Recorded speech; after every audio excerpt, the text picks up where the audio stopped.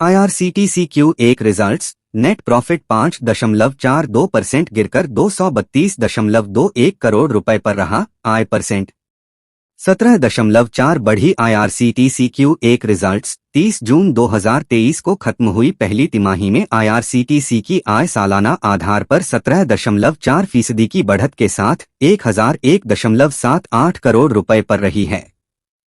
वहीं पिछले वित्त वर्ष की पहली तिमाही में कंपनी की आय 852.59 करोड़ रुपए रही थी।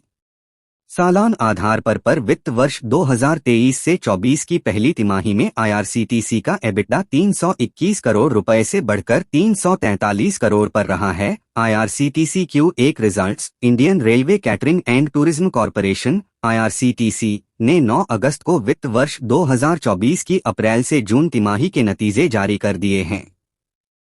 इस अवधि में कंपनी को 232.21 करोड़ रुपए नेट प्रॉफिट हुआ है, जबकि पिछले वित्तीय वर्ष की समान तिमाही के कंपनी को 245.52 करोड़ रुपए का मुनाफा हुआ है।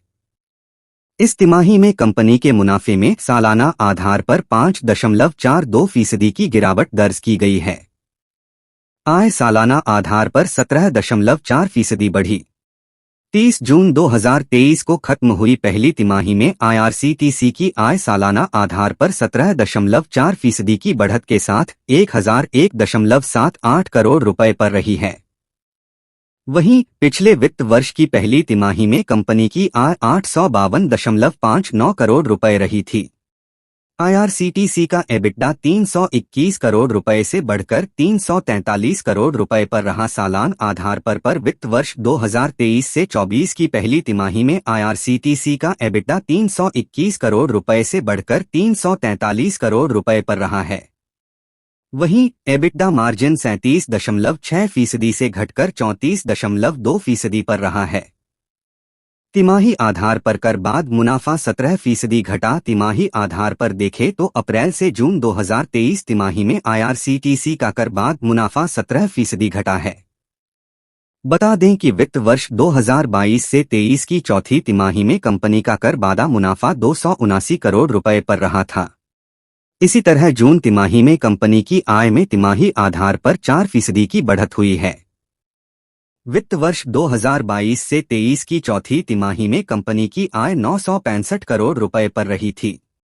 30 जून 2023 को खत्म हुई वित्त वर्ष 2023 से 24 की पहली तिमाही में कंपनी के कैटरिंग सेगमेंट की आय सालाना आधार पर 35% की बढ़त के साथ 471 करोड़ रुपए पर रही थी। इंटरनेट टिकटिंग कारोबार से होने वाली कमाई 4% घटी। अप्रैल से जून तिमाही में इंटरनेट टिकटिंग कारोबार से होने वाली कमाई 4% घटकर 290 करोड़ रुपए पर रही है, जो पिछले वर्ष की समान अवधि के दौरान 302 करोड़ रुपए पर रही थी। जून तिमाही में पर्यटन कारोबार से होने वाली कमाई 58% बढ़कर 130 करोड़ रुपए पर रही है, जो पिछले वर्ष की इसी अवधि में 82 करोड़ रुपए पर रही थी।